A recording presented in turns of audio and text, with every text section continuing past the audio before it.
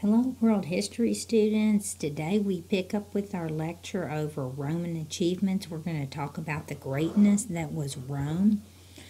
And before we do that, let's look at this map that I've included here. This one's the one that you colored from your textbook. But by 117 AD, Rome encompassed all these areas that you see. This is like really Rome at its greatest.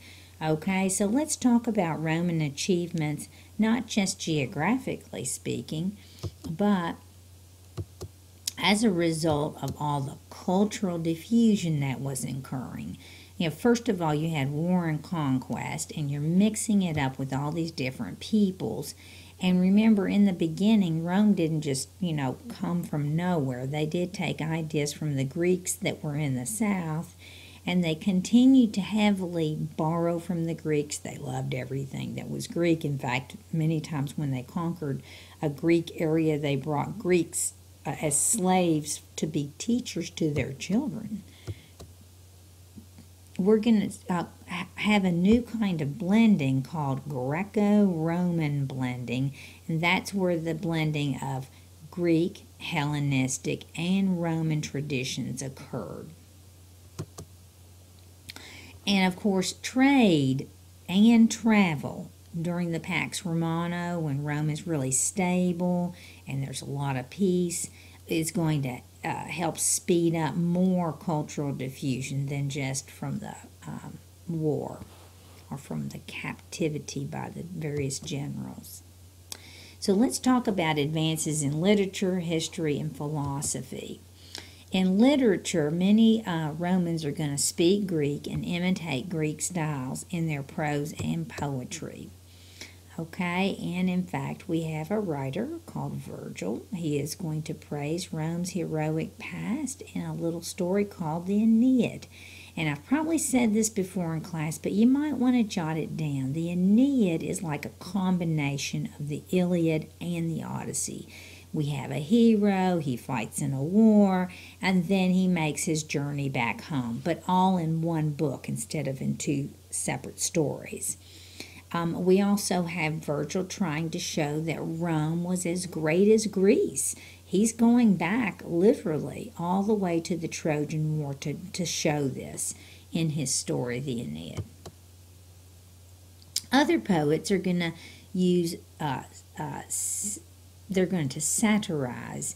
That's just one of your vocab words from this chapter. Or they're going to make fun, kind of like late night talk hosts or comedians do today. They satirize or make fun. Saturday Night Live does it to politicians all the time, don't they? We also had historians such as Livy and Tacitus write about the rise and fall of Roman power.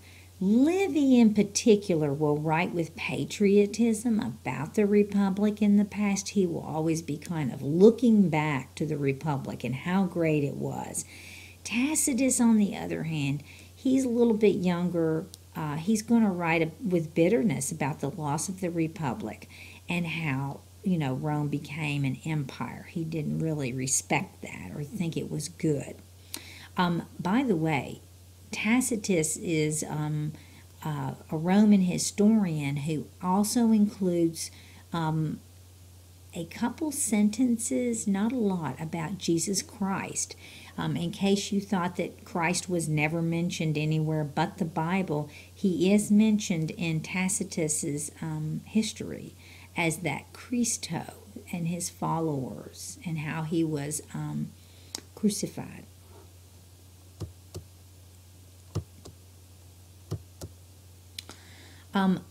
Not only are we going to borrow in other things, but we are going to borrow philosophy from the Greeks, in particular Stoicism. Remember, we talked about that in the Hellenistic period after Alexander. And Stoicism definitely stresses the importance of duty and acceptance of one's fate. It also shows concern for the well-being of people. And by having that belief system in place, you can see that it is going to influence Christianity as well as the Romans. Advances in art and science by the Romans. In art, we're going to see sculptors stress realism. If you remember with the Greeks, they were more idealistic, but the Romans are going to be realistic. They're also going to depict scenes from everyday life in frescoes as well as mosaics. And I've got a couple of mosaics here, but let's look at the sculptures first. This is actually supposed to be a bust of Augustus Caesar here. And this is a later emperor, someone who's at the end of the Pax Romana. I think his name is Antonius. And then these are two mosaics. Now this is like inlaid in the floor, and then this is actually a wall mosaic of a picture there. Architecturally speaking, the Romans are going to emphasize grandeur, so you know the bigger the better if you're Roman. They're going to improve on devices such as the arch and the column. They're not going to invent anything here. They're just going to improve on things. But one of their greatest inventions was the making of concrete that was substantial to hold up the buildings and to use in roads. They're going to also develop rounded domes to roof large spaces. Technology-wise, the Romans engineers will build roads and bridges and harbors throughout the empire, and many immense aqueducts that were used to transport water. And I'm going to show you what an aqueduct looks like. First of all, this is a road bed. And if you look at it, you can see how complicated it was. We still make roads like this today. We have drainage ditches on the sides to make sure the water runs off the roads. And we have, you know, a layer of sand and gravel and things of that nature before the cement is put in, or the asphalt in the case of some of our roads. And this is a picture of the Via Appia, or the Appian Way. Notice it is still in great shape. Now notice these people walking on it. That helps you to put it in perspective. It's not as big as our roads today, but it is sturdy and it is still in place. This is an aqueduct that is still in existence. It's not used anymore, but way up here, internally, you can't see it. This is where the pipes would be that would carry the fresh water. And aqueducts used gravity. So slowly but surely, as you went from one place where the fresh water was to the town or city where the fresh water was going, gravity would pull the water down, and these arches would get smaller and smaller, you know, slant down to the ground and get draw the water through them. And this is what the pipes look like on the inside. Notice they're made out of concrete. Now, of course, in this one right here, it's old and there's pieces of rock that over time got inside there. Those rocks weren't there when the Romans were putting fresh water through.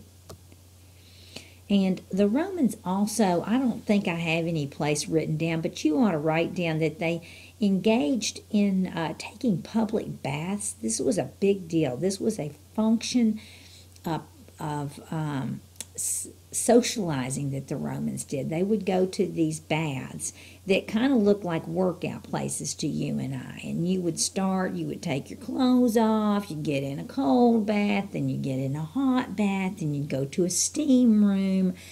And then towards the end, you'd get dressed. But in between, you would talk politics and visit and all kinds of things. And Romans did these daily. This was like a ritual for many of them. And this is how they heated the water. You can see in this case, there's a furnace here. I know that in Bath, England, they used natural heating that occurred in the ground in some places to heat the water. But this little pool right here would have been like, you know, like we consider like a little warm jacuzzi where you would sit and the water would be hot. Science-wise, the Romans generally left scientific research to the Greeks, so we're not going to see a lot of advances here. In fact, one Roman at the time named Ptolemy, he proposed that the earth was the center of the universe, and you and I know that is not true. He had a real convoluted way that he proved it. We already saw that Aristarchus had given us a heliocentric system, but for some reason the Romans are going to adhere to this earth-centered system, and it will be a long time before we're able to dispel that with science.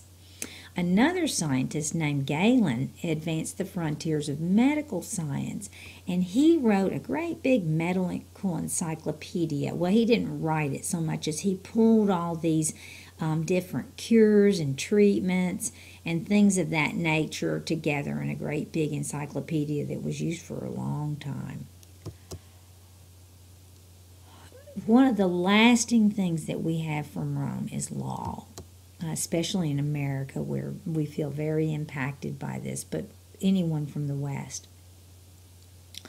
The principles of law in Rome are going to foster unity and stability. You want to put a little star by this and make sure you get it down in your notes. This is what's going to hold the empire together, is the law.